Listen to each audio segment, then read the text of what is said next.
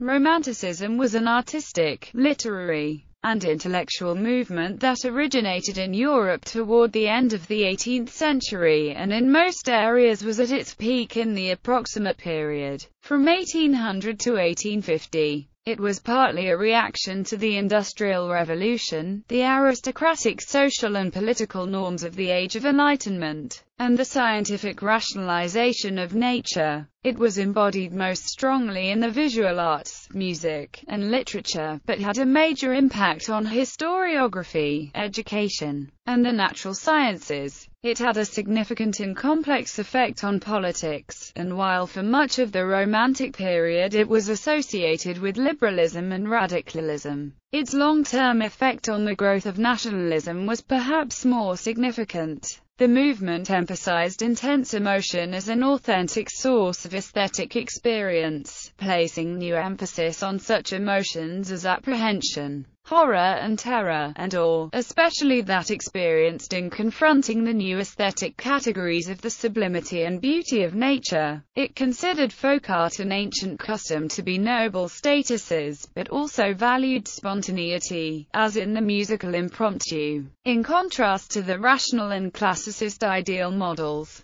Romanticism revived medievalism and elements of art and narrative perceived as authentically medieval in an attempt to escape population growth, early urban sprawl, and industrialism. Although the movement was rooted in the German Sturm und Drang movement, which preferred intuition and emotion to the rationalism of the Enlightenment, the events and ideologies of the French Revolution were also proximate factors. Romanticism assigned a high value to the achievements of heroic individualists and artists, whose examples, it maintained, would raise the quality of society. It also promoted the individual imagination as a critical authority, allowed a freedom from classical notions of form in art. There was a strong recourse to historical and natural inevitability, a zeitgeist, in the representation of its ideas. In the second half of the 19th century, realism was offered as a polar opposite to Romanticism. The decline of Romanticism during this time was associated with multiple processes, including social and political changes and the spread of nationalism. Defining Romanticism. Basic characteristics defining the nature of Romanticism may be approached from the starting point of the primary importance of the free expression of the feelings of the artist. The importance the Romantics placed on emotion is summed up in the remark of the German painter Caspar David Friedrich that the artist's feeling is his law. To William Wordsworth, poetry should begin as the spontaneous overflow of powerful feelings, which the poet then recollects in tranquility, evoking a new but corresponding emotion the poet can then mold into art. To express these feelings, it was considered that the content of the art had to come from the imagination of the artist, with as little interference as possible from artificial rules that dictated what a work should consist of. Samuel Taylor Coleridge and others believed there were natural laws that the imagination, at least of a good creative artist, would unconsciously follow through artistic inspiration if left alone. The concept of the genius, or artist who was able to produce his own original work through this process of creation from nothingness, is key to Romanticism, and to be derivative was the worst sin. This idea is often called romantic originality, not essential to Romanticism, but so widespread as to be normative, was a strong belief and interest in the importance of nature. However, this is particularly in the effect of nature upon the artist when he is surrounded by it, preferably alone. In contrast to the usually very social art of the Enlightenment, Romantics were distrustful of the human world, and tended to believe that a close connection with nature was mentally and morally healthy. Romantic art addressed its audiences with what was intended to be felt as the personal voice of the artist. So, in literature, much of Romantic poetry invited the reader to identify the protagonists with the poets themselves. According to Isaiah Berlin, Romanticism embodied a new and restless spirit, seeking violently to burst through old and cramping forms. a nervous preoccupation with perpetually changing inner states of consciousness, a longing for the unbounded and the indefinable, for perpetual movement and change, an effort to return to the forgotten sources of life.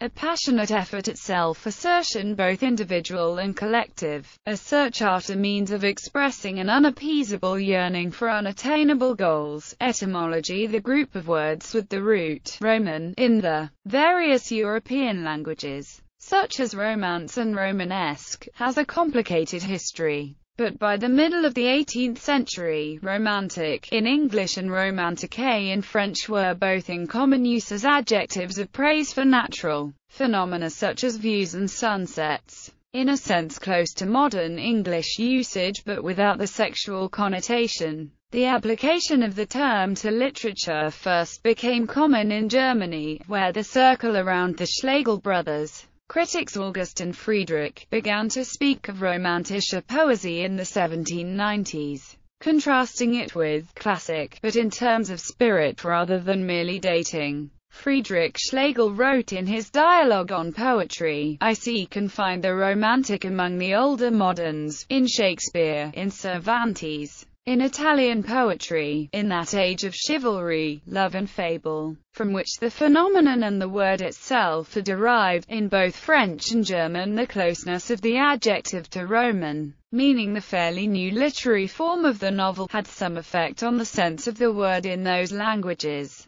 The use of the word did not become general very quickly, and was probably spread more widely in France by its persistent use by Madame de Staël in her De l'Allemagne, recounting her travels in Germany. In England, Wordsworth wrote in a preface to his poems of 1815 of the romantic harp and classic lyre, but in 1820 Byron could still write, perhaps slightly disingenuously, "I perceive that in Germany, as well as in Italy, there is a great struggle about what they call classical and romantic terms which were not subjects of classification in England, at least when I left it 4 or 5 years ago. It is only from the 1820s that Romanticism certainly knew itself by its name, and in 1824 the Académie Française took the wholly ineffective step of issuing a decree condemning it in literature. The period typically called Romantic varies greatly between different countries and different artistic media or areas of thought. Margaret Drabble described it in literature as taking place roughly between 1770 and 1848, and few dates much earlier than 1770 will be found.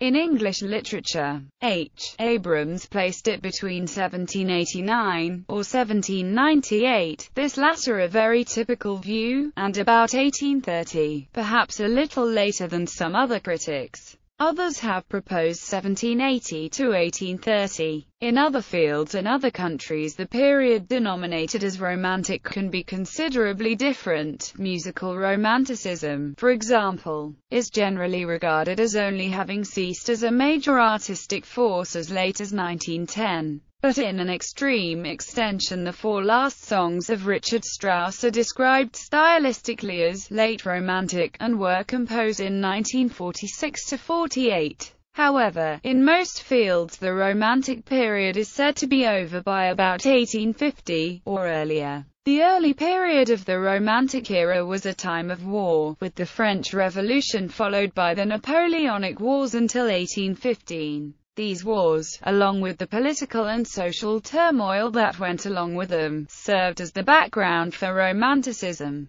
The key generation of French Romantics, born between 1795 to 1805 had, in the words of one of their number, Alfred de Vigny, been conceived between battles, attended school to the rolling of drums. According to Jacques Barzun, there were 3 generations of Romantic artists. The first emerged in the 1790s and 1800s, the second in the 1820s, and the third later in the century. Context and place in history. The more precise characterization and specific definition of Romanticism has been the subject of debate in the fields of intellectual history and literary history throughout the 20th century, without any great measure of consensus emerging. that it was part of the Counter-Enlightenment, a reaction against the Age of Enlightenment, is generally accepted in current scholarship. Its relationship to the French Revolution, which began in 1789 in the very early stages of the period, is clearly important, but highly variable depending on geography and individual reactions. Most Romantics can be said to be broadly progressive in their views, but a considerable number always had, or developed, a wide range of conservative views, and nationalism was in many countries strongly associated with Romanticism, as discussed in detail below. In philosophy and the history of ideas, Romanticism was seen by Isaiah Berlin as disrupting for over a century the classic Western traditions of rationality and the idea of moral absolutes and agreed values, leading to something like the melting away of the very notion of objective truth, and hence not only to nationalism, but also fascism and totalitarianism, with a gradual recovery coming only after World War II. For the Romantics, Berlin says, in the realm of ethics, politics, aesthetics, it was the authenticity and sincerity of the pursuit of inner goals that mattered. This applied equally to individuals and groups, states, nations, movements. This is most evident in the aesthetics of Romanticism, where the notion of eternal models, a Platonic vision of ideal beauty, which the artist seeks to convey, however imperfectly, on canvas or in sound, is replaced by a passionate belief in spiritual freedom, individual creativity. The painter, the poet, the composer do not hold up a mirror to nature, however ideal, but invent. They do not imitate, but create not merely the means but the goals that they pursue. These goals represent the self-expression of the artist's own unique, inner vision, to set aside which in response to the demands of some external voice, church, state, public opinion, family, friends, arbiters of taste, is an act of betrayal of what alone justifies their existence for those who are in any sense creative. Arthur Lovejoy attempted to demonstrate the difficulty of defining Romanticism in his seminal article on the discrimination of Romanticisms. In his Essays in the History of Ideas, some scholars see Romanticism as essentially continuous with the present. Some, like Robert Hughes, see in it the inaugural moment of modernity, and some, like Chateaubriand,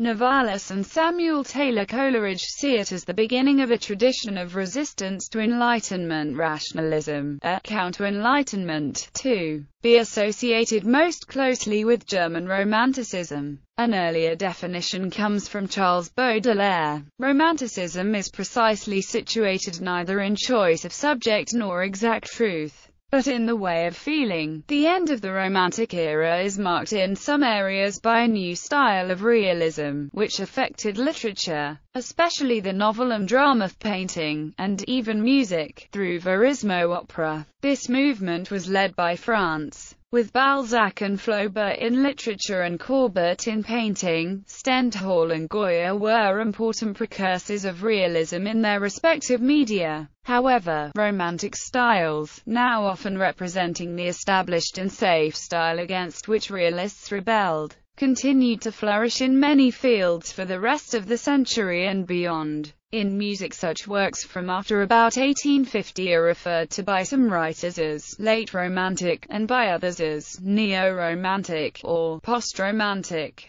But other fields do not usually use these terms. In English literature and painting, the convenient term Victorian avoids having to characterize the period further. In Northern Europe, the early Romantic visionary optimism and belief that the world was in the process of great change and improvement had largely vanished, and some art became more conventionally political and polemical as its creators engaged polemically with the world as it was elsewhere, including in very different ways the United States and Russia. Feelings that great change was underway or just about to come were still possible. Displays of intense emotion in art remained prominent, as did the exotic and historical settings pioneered by the Romantics. But experimentation with form and technique was generally reduced, often replaced with meticulous technique, as in the poems of Tennyson or many paintings. If not realist, late 19th century art was often extremely detailed, and pride was taken in adding authentic details in a way that earlier romantics did not trouble with.